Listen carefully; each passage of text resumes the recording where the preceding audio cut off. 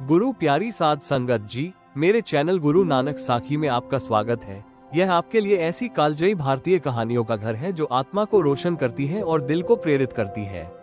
आज हम आपके लिए लक्ष्मी की लालटेन लेकर आए हैं, जो पवित्र यमुना के तट से एक कहानी है, जहां एक युवती के सपनों को अंतहीन देरी का सामना करना पड़ता है, लेकिन कभी अंधेरा नहीं होता। अगर आप ज्ञान से भरी कहानियों से प्रभावित हैं, तो लाइक, सब्सक्राइब करना न भूलें और ऐसी और कहानियां सुनें जो आपको उत्साहित और प्रेरित करें। आइए एक साथ इस खूबसूरत यात्रा में गोता लगाएं।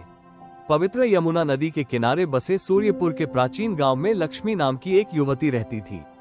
उसका नाम, जिसका अर्थ है समृद्धि और प्रकाश, एक आशीर्वाद और बोझ दोनों था, क्योंकि जहां वह एक उज्ज्वल आत्मा को धारण करती थी, वहीं उसका जीवन संघर्षों से भरा हुआ था जो उसकी चमक को कम करता हुआ प्रतीत होता था।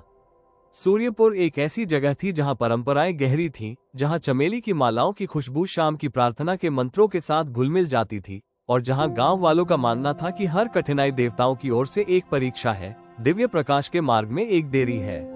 लक्ष्मी एक विनम्र कुम्हार देवीदास की बेटी थी, जिसके हाथ मिट्टी के बर्तनों को कमल की पंखुड़ियों की तरह नाजुक बनाते थे। जब लक्ष्मी एक बच्ची थी, तब उसकी मां सावित्री का निधन हो गया था, जिससे उसे लोरियों की यादें और एक विरासत मिली, सूर्य और चंद्रमा के जटिल पैटर्न के साथ उकेरी गई एक छोटी पीतल की लालटेन। ये लालटेन, सावित्री ने अपनी बेटी से फुसफुसाते हुए कहा था, आशा की रोशनी रखती है। रात चाहे कितनी भी लंबी क्यों ना हो, यह आपको भोर तक ले जाएगी। गांव लक्ष्मी को उसकी दयालुता और दियों को चित्रित करने की उसकी प्रतिभा के लिए सम्मान देता था। मिट्टी के दिए जो त्योहारों के दौरान सूर्यपुर को रोशन करते थे। उसके दिए कोई साधारण रचना नहीं थे, हर एक पर भगवान की कहानियों से प्रेरित डिजाइन थे। कृष्ण की बांसुरी, राम का धनुष, दुर्गा का त्रिशूल। फिर भी अपने हुनर के बावजूद लक्ष्मी की जिंदगी में कई उतार चढ़ाव आए। उसका सपना एक कार्यशाला खोलना था जहां वो दूसरों को अपना हुनर सिखा सके, अपनी कला की रोशनी दुनिया के साथ बांट सके। लेकिन इस सपने की ओर हर कदम विफल होता नजर आया। जब लक्ष्मी 20 साल की थी, तो पास के शहर के एक अमीर व्यापारी ने वादा किया कि अगर वह आने वाले दिवाली त्योहार के लिए 1000 दिए बना सकती है, तो वो उसकी कार्यशाला को पैसे देगा। उसने दिन रात मेहनत की, उसकी उंगलियां मिट्टी से सनी हुई थी, उसकी आंखें दियों की रोशनी में नाजुक पैटर्न बनाने के तनाव से जल रही थी। गांव में उम्मीद की किरण जगी, क्योंकि लक्ष्मी की सफलता सूर्यपुर को गौरवान्वित करेगी। लेकिन त्योहार से कुछ दिन पहले पूरे इलाके में भयंकर मानसून आया। यमुना उफान पर आ गई, देवीदास के भट्टे में पानी भर गया और लक्ष्मी के सैकड़ों दिए जल गए।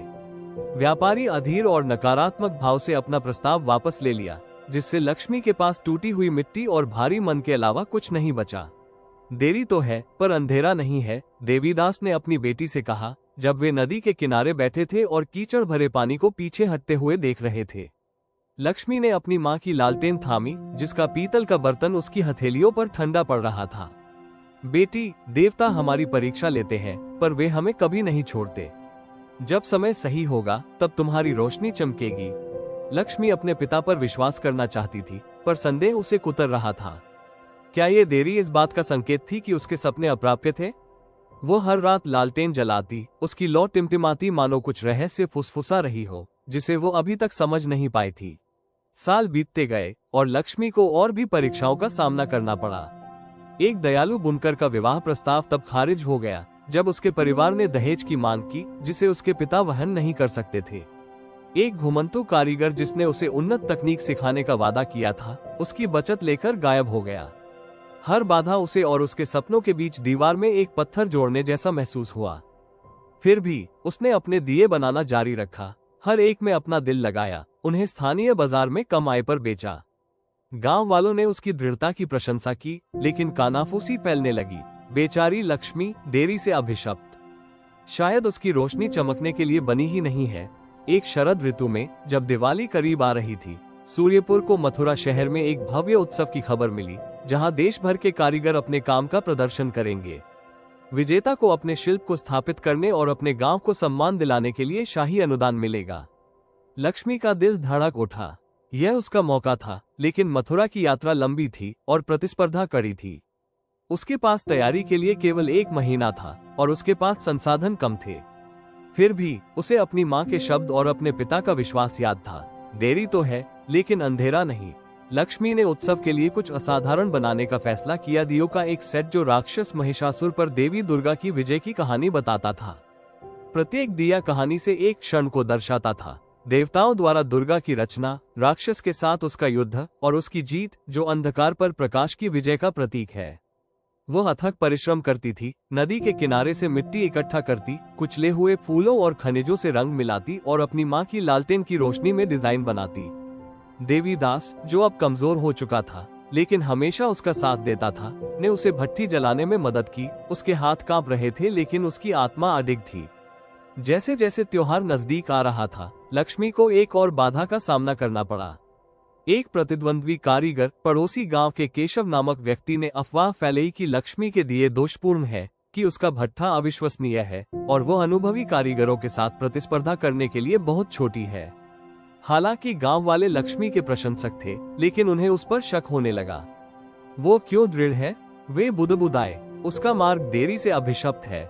लक्ष्मी ने उनके शब्दों का वजन महसूस किया, लेकिन उसने उन्हें अपनी आशा को खत्म करने नहीं दिया। उसे एक कहानी याद आई जो उसकी माँ ने उसे ऋषि नारद के बारे में बताई थी, जिन्होंने एक बार भगवान विष्णु से पूछा था कि मनुष्यों को अपनी इच्छाओं में देरी क्यों होती है। विष्णु ने मुस्कुराते हुए कहा, देरी का मतलब इनकार नहीं है नारद, वे समय के द्वारा बुने जा रहे एक ताने बाने के धागे हैं। प्रत्येक देरी आत्मा को मजबूत करती है, उसे उस प्रकाश के लिए तैयार करती है जिसकी उसे तलाश है। प्रेरित होकर लक्ष्मी ने अपनी ऊर्जा अपने काम में झोंक दी। उसने 10 दिए बनाए, जिनमें से प्रत्येक एक उत्कृष्ट कृति थी। पहले दिए में दुर्गा को देवताओं से हथियार प्राप्त करते हुए दिखाया गया था, उनका रूप दिव्य ऊर्जा से चमक रहा था। दूसरे दिए में उनके भयंकर और वफादार शेर को दर्शाया गया था। अंतिम दिए में, जो सबसे बड़ा था, दुर्गा को महिषासुर का वध करते हुए दिखाया गया था। उनके रूप से प्रकाश निकलते समय उनका त्रिशूल राक्षस के हृदय को छेद रहा था। लक्ष्मी ने प्रत्येक दिए को इतनी सटीकता से चित्रित किया कि वे बिना लौ के भी चमकते हुए प्रतीत हो रहे थे। मथुरा की यात्रा का दिन आ गया, लेकिन भाग्य ने एक और झटका दिया। देवीदास को अचानक बुखार आ गया, जिससे वो बिस्तर पर पड़ गया। लक्ष्मी हिचकिचा रही थी, अपने सपने और अपने पिता के प्रति अपने कर्तव्य के बीच उलझी हुई थी। जाओ बेटी, देवीदास ने फुसफुसाते हुए कहा। उसकी आवाज कमजोर लेकिन दृढ़ थी। लालटेन तुम्हें रास्ता दिखाएगी। देरी है लेकिन अंधेरा नहीं है। भारी मन से लक्ष्मी ने अपने पिता को एक पड़ोसी की देखभाल में सौंप दिया और अपने दिए और माँ की लालटेन लेकर मथुरा के लिए निकल पड़ी। यात्रा कठिन थी। हाल ही में हुई बारिश से सड़कें कीचड़ से भरी हुई थी और जंगल में डाकू घूम रहे थे। एक रात जब वो एक बरगद के पेड़ के नीचे डेरा डाले हुए थी, एक तूफान ने उसकी आग बुझा दी और वो अंधेरे में रह गई। डर ने उसे घेर लिया, लेकिन उसने अपनी माँ की लालटेन जलाई और उसकी लौ स्थिर रही, जिससे एक गर्म चमक पैदा हुई जिसने उसके दिल को शांत कर दिया। देरी है लेकिन अंधेरा नहीं है, उसने फुसफुसाते हुए कहा, शब्दों को मंत्र की तरह पकड़े हुए। मथुरा में यह उत्सव रंग और ध्वनि का तमाशा था। देश भर के कारीगरों ने अपनी कृतियों को प्रदर्शित किया, बुने हुए रेशम, नक्काशीदार लकड़ी, रत्नजड़ित आभूषण। लक्ष्मी की दुकान उसके आसपास की भव्यता की तुलना में मामूली, उत्सुक निगाहों को आकर्षित करती थी। केशव, उसका प्रतिद्वंद्वी, गुजरते समय मुस्कुराया, उसका अपना प्रदर्शन सोने और चांदी से चमक रहा था। लक्ष्मी, तुम्हारे दिए आकर्षक है, उसने विनम्रता से कहा, लेकिन वे सच्ची शिल्पकला को मात नहीं दे सकते। जज, शाही कारीगरों और पुजारियों का एक पैनल एक स्टॉल से दूसरे स्टॉल पर जा रहे थे। उनके चेहरे समझ में नहीं आ रहे थे। जब वे लक्ष्मी के प्रदर्शन पर पहुंचे तो उसने अपने दिए जलाए और टिमटिमाती लपटों में दुर्गा की कहानी जीवंत हो उठी। दियों के चमकने पर भीड़ दंग रह गई, उनके रंग दिन के उजाले में भी जीवंत थे। मुख्य जज, सरस्वती नाम की एक बुद्धिमान महिला ने दियों का बारीकी से अध्ययन किया। मुझे बताओ, उसने कहा, इस काम को किसने प्रेरित किया? लक्ष्मी ने गहरी सांस ली, उसकी आवाज उसकी घबराहट के बावजूद स्थिर थी। ये दिए दुर्गा की कहानी बताते हैं, जिन्होंने देरी और परीक्षणों का सामना किया, लेकिन कभी अपनी रोशनी नहीं खोई। वे मेरी कहानी भी है। मैंने बाढ़, विश्वासघात और संदेह का सामना किया है, लेकिन मेरा मानना है कि देरी है, अंधेरा नहीं। मेरे दिए मेरे दिल की उम्मीद को जगाते हैं। सरस्वती की आंखें नर्म हो गई। वो भीड़ की ओर मुड़ी और बोली, इस युवती ने न केवल सुंदरता गढ़ी है, बल्कि लचीलेपन की कहानी भी बुनी है। उसका काम उस प्रकाश की बात करता है जो हमेशा बना रहता है। जजों ने देर रात तक विचार विमर्श किया। केशव का प्रदर्शन हालांकि भव्य था, लेकिन उसमें आत्मा की कमी थी, जबकि लक्ष्मी के दियों ने उन्हें देखने वाले सभी लोगों के दिलों को छू लिया। जब घोषणा हुई तो भीड़ चुप हो गई। सरस्वती ने घोषणा की, विजेता सूर्यपुर की लक्ष्मी है। सूर्यपुर के ग्रामीण जो उसका समर्थन करने के लिए यात्रा कर आए थे, जयकारे लगाने लगे। लक्ष्मी की आंखों में आंसू भर आए और उसने अपनी मां की लालटेन थाम ली।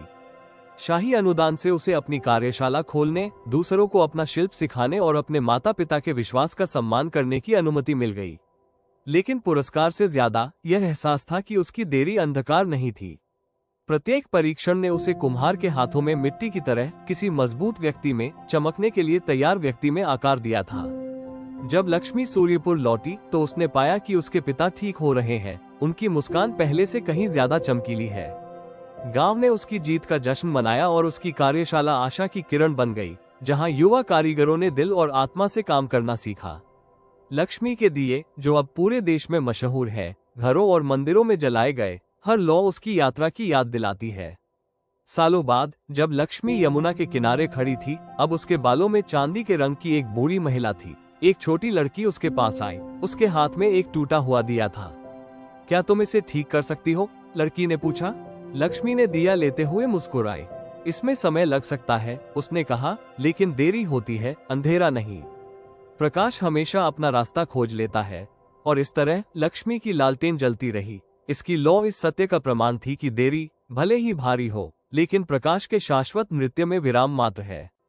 लक्ष्मी की कहानी उनके निरंतर संघर्ष और अंतिम विजय के माध्यम से कहावत को दर्शाती है, देरी होती है, लेकिन अंधेरा नहीं। भारतीय संस्कृति में प्रकाश आशा, ज्ञान और ईश्वरीय कृपा का एक शक्तिशाली प्रतीक है, जिसे अक्सर दिवाली जैसे त्योहारों के दौरान मनाया जाता है। लक्ष्मी की बार बार की असफलताएं, बाढ़, विश्वासघात और सामाजिक संदेह मानव संकल्प की परीक्षा लेने वाली देरी को दर्शाती है। फिर भी उनकी मां की लालटेन, जो पीढ़ियों से चली आ रही आशा का प्रतीक है, और उनके पिता की बुद्धि इस विश्वास को दर्शाती है कि ये देरी स्थायी अंधकार नहीं है, बल्कि विकास और लचीलेपन के अवसर है। कहानी भारतीय पौराणिक कथाओं, विशेष रूप से दुर्गा की कहानी पर आधारित है, जो लक्ष्मी की यात्रा के समानांतर है। जिस तरह दुर्गा ने दुर्जय महिषासुर का सामना किया और दैवीय शक्ति के माध्यम से विजय प्राप्त की, उसी तरह लक्ष्मी ने दृढ़ता और विश्वास के माध्यम से अपनी बाधाओं को पार किया। सूर्यपुर का सांस्कृतिक संदर्भ इसकी नदियों, त्योहारों और कारीगरों के साथ कहानी को भारतीय लोकाचार में स्थापित करता है, जहां धैर्य और भक्ति को ज्ञान के मार्ग के रूप में देखा जाता है। कहावत लक्ष्मी के इस एहसास में सन्निहित है कि प्रत्येक देरी ने उसे मजबूत किया, उसे उस क्षण के लिए तैयार किया जब उसका प्रकाश सबसे चमकीला हो सकता था। ये कहानी सार्वभौमिक सत्य को रेखांकित करती है कि जीवन की चुनौतियां, भले ही वे हमारे सपनों में देरी कर सकती हैं, उन्हें बुझाती नहीं है। लक्ष्मी द्वारा बनाए गए दियों की तरह आशा बनी रहती है, और इसके साथ ही प्रकाश का वादा भी। गुरु नानक साखी पर लक्ष्मी की लालटेन की दिल को छू लेने वाली कहानी के लिए हमारे साथ जुड़ने के लिए धन्यवाद। ये कहानी हमें याद दिलाती है, जैसा कि गुरु नानक देव जी ने सिखाया था, कि देरी अंधकार नहीं बल्कि प्रकाश की ओर कदम बढ़ाने वाली सीढ़ियां हैं।